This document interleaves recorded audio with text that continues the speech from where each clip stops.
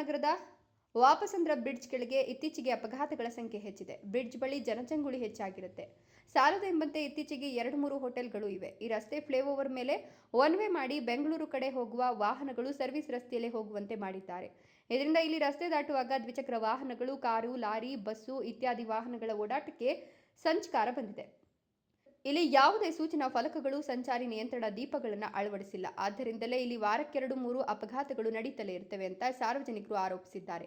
ಇಂದು ಬೆಳಿಗ್ಗೆ ಬಾಗೇಪಲ್ಲಿ ಕಡೆಯಿಂದ ಬಂದ ಟಿಪ್ಪರ್ ಗಾಡಿಗೆ ದ್ವಿಚಕ್ರ ವಾಹನ ಅಡ್ಡ ಬಂದಿದ್ದು, ಅದನ್ನು ತಪ್ಪಿಸಲು ಹೋಗಿ ಟಿಪ್ಪರ್ ರಸ್ತೆಗೆ ಉರುಳಿ ಬಿದ್ದಿದೆ. ಸ್ವಲ್ಪದರಲ್ಲೇ ದ್ವಿಚಕ್ರ ವಾಹನ ಸವಾರ ಅದೃಷ್ಟವಶಾತ್ ಪ್ರಾಣಾಪಾಯದಿಂದ ಪಾರಾಗಿದ್ದಾನೆ. ಇದು ವಾರದಲ್ಲಿ ಸುಮಾರು ಒಂದು 2 ಆದ್ರೂ ಹಾಗೆ ಆಗ್ತಾ ಇರ್ತದೆ ಸರ್ ಆಕ್ಸಿಡೆಂಟ್.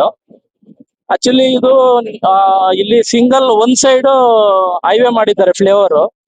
ಹತ್ ಕಡೆಯಿಂದ ಬರ್ಬೇಕಾದ್ರೆ ವೆಹಿಕಲ್ ತುಂಬಾ ಫಾಸ್ಟ್ ಆಗಿರುತ್ತೆ.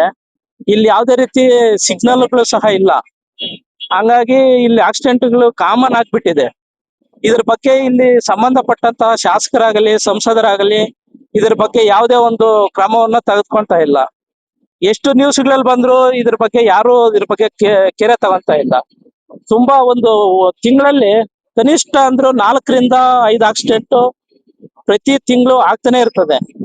ಎಷ್ಟು ನ್ಯೂಸ್ ಅಲ್ಲಿ ಬಂದ್ರು ಯಾವುದೇ ಇಲ್ಲಿನಲ್ಲೂ ಸಂಬಂಧಪಟ್ಟಂತ ಇಲಾಖೆಯವರಾಗಿರ್ಬೋದು, ನ್ಯಾಷನಲ್ ಹೈವೇ ಅಥಾರಿಟಿ ಅವರಾಗಿರ್ಬೋದು, ಪೊಲೀಸ್ ಡಿಪಾರ್ಟ್ಮೆಂಟ್ ಅವರಾಗಿರ್ಬೋದು, ಮತ್ತೆ ಇಲ್ಲಿನ ಸ್ಥಳೀಯ ಶಾಸಕರು, ಸಂಸದರು ಇದ್ರ ಬಗ್ಗೆ ಯಾವುದೇ ಒಂದು ಕ್ರಮ ತಗೋತಾ ಇಲ್ಲ ಸರ್.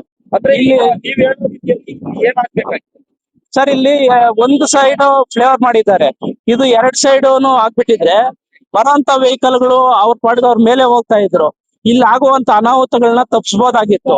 ಇದ್ರ ಬಗ್ಗೆ ನಮ್ಮ ಇಲ್ಲಿ ಲೋಕಲ್ ಚಾನೆಲ್ಗಳಲ್ಲಿ ಎಷ್ಟು ಬಂದ್ರು ಯಾವುದೇ ಒಂದು ಸಂಸದರಾಗಿರ್ಬೋದು, ಶಾಸಕರಾಗಿರ್ಬೋದು ಇದ್ರ ಬಗ್ಗೆ ಗಮನ ತಗೊಂತಾ ಇಲ್ಲ.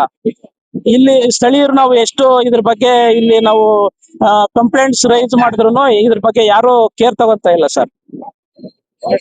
ಲೋಕೇಶ್ ಅಂತ ಸರ್ ನಮ್ಮ ಹೆಸರು.